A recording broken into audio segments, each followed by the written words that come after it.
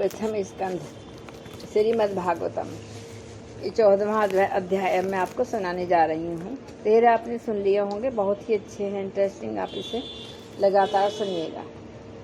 इसमें आप शकुन देखकर महाराज युधिष्ठिर का शंका करना और अर्जुन का द्वारका से लौटना। सूत जी कहते हैं कि सज्जनों से मिलने और पुण्य लोग भगवान श्री कृष्ण अब क्या करना चाहते हैं, यह जानने के लिए अर्जुन द्वारिका गए हुए थे। कई महीने बीत जाने पर भी अर्जुन वहां से लौटकर नहीं आए। धर्मराज युधिष्ठिर बड़े भयंकर अपशकुन दिखने लगे। उन्होंने देखा कि काल की गति बड़ी विकट हो गई है। जिस समय जो ऋतु होनी चाहिए थी उस समय वह नहीं होती और उनकी क्रियाएं भी उल्टी हो गई हैं। लोग बड़े क्रोधी, लोभी और असत्य परायण हो गए हैं। अपने जीवन निर्वाह के लिए लोग पाप पूर्ण व्यापार करने लगे हैं। सारा व्यवहार कपट से भरा हुआ होता है, यहाँ तक कि मित्रता भी छल मिला रही है। माता पिता, सगे संबंधी, भाई और पति पत्नी भी झगड़ा टंटा रहने लगा है। कली काल के आ जाने से लोगों का स्वभाव ही शोभ, दंभ आदि अर्ध में अभिभूत हो गया है और प्रकृति में भी अत्यंत अष्टि सूचक अपशकुन होने लगे हैं। यह सब देखकर युधिष्ठिर ने अपने छोटे भाई भीमसेन ने कहा, भीमसेन, अर्जुन को हमने द्वारिका इसलिए भेजा था कि वह वहां जाकर पुण्य लोग भगवान श्री कृष्ण क्या कर रहे हैं इसका पता लगाए और संबंधियों से मिल भी आए। तब से 7 महीने बीत गए हैं, किंतु तुम्हारे छोटे भाई अब तक नहीं लौट रहे हैं। मैं ठीक यह नहीं समझ पाता हूँ कि उनके न आने का क्या कारण है।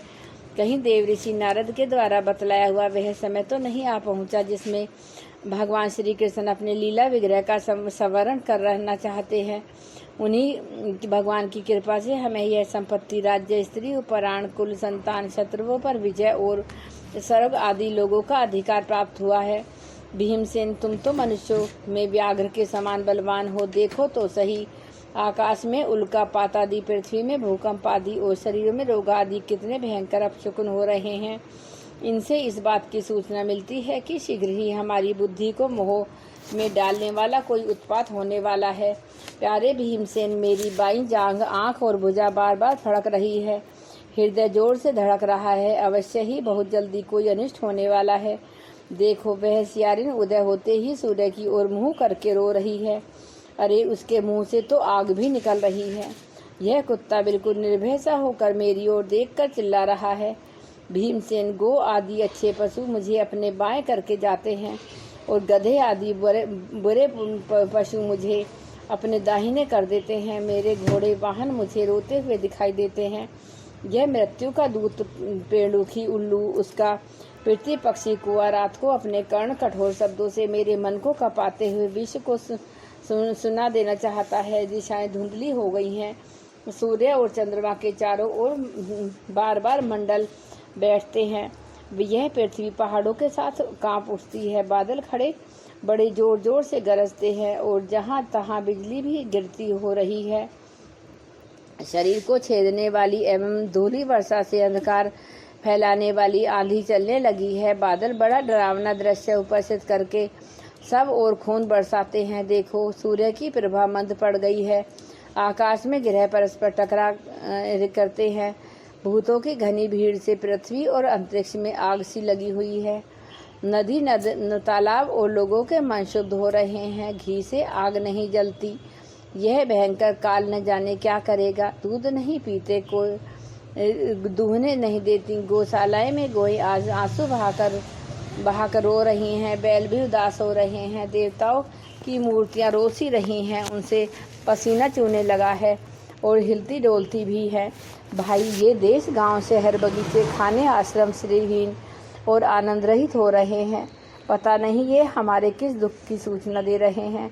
इन बड़े बड़े उत्पातों को देखकर मैं तो ऐसा समझता हूँ कि निश्चय ही यह भाग्यहीना भूमि भगवान के उन चल कर्मों से, जिनका सौंदर्य, जिनके ध्वजा, व्रज, आकाश आदि लक्षण चिन्ह और किसी में भी कहीं भी नहीं है, रहित हो गई है।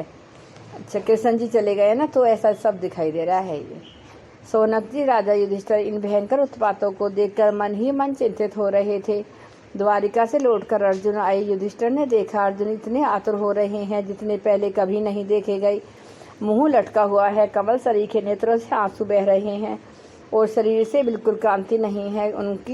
उनको इस रूप में अपने चरणों में पड़ा देखकर युधिष्ठिर घबरा गए। देव ऋषि नारद की बातें याद करके उन्होंने सुहृदय के समान ही अर्जुन से पूछा। युधिष्ठिर ने कहा, भाई, द्वारिकापुरी में हमारे स्वजन संबंधी मधु भोज दर्शा आहार सात्वत अंधक और वंशवंधी यादव कुशलता से तो है। हमारे माननीय नाना सूरसेन जी प्रसन्न हैं। अपने छोटे भाई सहित मामा वासुदेव तो कुशल पूर्वक हैं। उनकी पत्नियां हमारी मामी देवकी आदि सातों बहनें अपने पुत्रों और बहुओं के साथ आनंद से तो हैं। जिनका पुत्र कंस बड़ा ही दुष्ट था, वे राजा उग्रसेन अपने छोटे भाई देव के साथ जीवित तो हैं। हृदिक उनके पुत्र कृतवर्मा, अक्रूर, जयंत, गद, सारण तथा शत्रुजीत आदि यादव वीर सकुशल तो है ना। यादवों के प्रभु बलराम जी तो आनंद से हैं। वृषि वंश के सर्वश्रेष्ठ महारथी प्रद्युम्न सुख से तो हैं। युद्ध में बड़ी फुर्ती दिखाने वाले भगवान अनिरुद्ध से आनंद से है।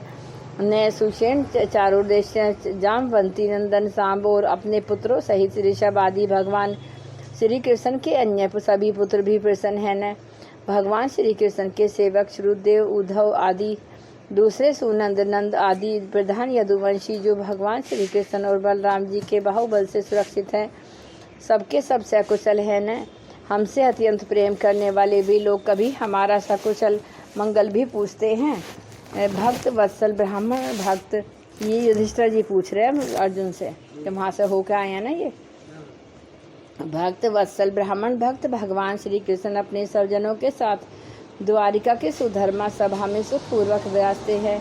न वे आदि पुरुष बलराम जी के साथ संसार के परम मंगल, परम कल्याण और उन्नति के लिए यदुवंश रूप क्षीर सागर में विराजमान हैं। उन्हीं की बाहुबल से सुरक्षित द्वारिकापुरी में यदुवंशी लोग सारे संसार के द्वारा सम्मानित होकर बड़े आनंद से विष्णु भगवान के पार्षदों के समान विहार कर रहे हैं।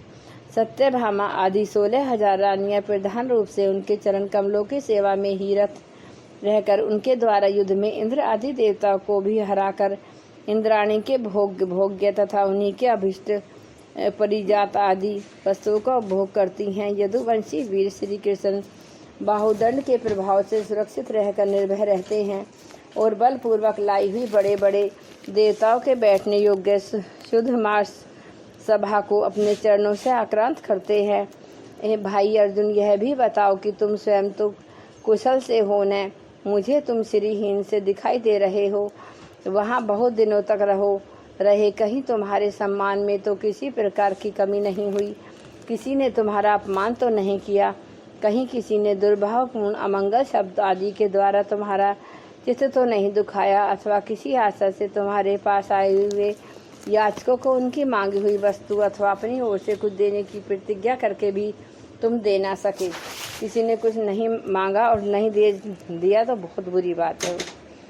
तुम सदा शरणागतों की रक्षा करते आए हो, कहीं किसी भी ब्राह्मण, बालक, गो, बूढ़े, रोग, अबला अथवा अन्य किसी प्राणी का जो तुम्हारी शरण में आया हो तुमने त्याग तो नहीं कर दिया, कहीं तुमने अज्ञामा स्त्री से समागम तो नहीं किया, अथवा गमन करने योग्य स्त्री के साथ असत्कार पूर्वक समागम तो नहीं किया, कहीं मार्ग में अपने से छोटे तथा बराबरी वालों से हार तो नहीं गए, अथवा भोजन कराने योग्य बालक और बूढ़ों को छोड़कर तुमने अकेले ही तो भोजन नहीं कर लिया। मेरा विश्वास है कि तुमने ऐसा कोई निंदित काम तो नहीं किया जो तुम्हारे योग्य न हो। अपने परम प्रियतम अभिन्न हृदय परम सुहृद भगवान श्री कृष्ण से तुम रहित हो गए हो, इसी से अपने को शून्य मान रहे हो। इसके सिवा दूसरा कोई कारण नहीं हो सकता जिससे तुमको इतनी मानसिक पीड़ा हो। जय गुरुदेव, जय गायत्री। कृष्ण जी के विदा होते ही इनका मन नहीं लगा। अर्जुन एक तरीके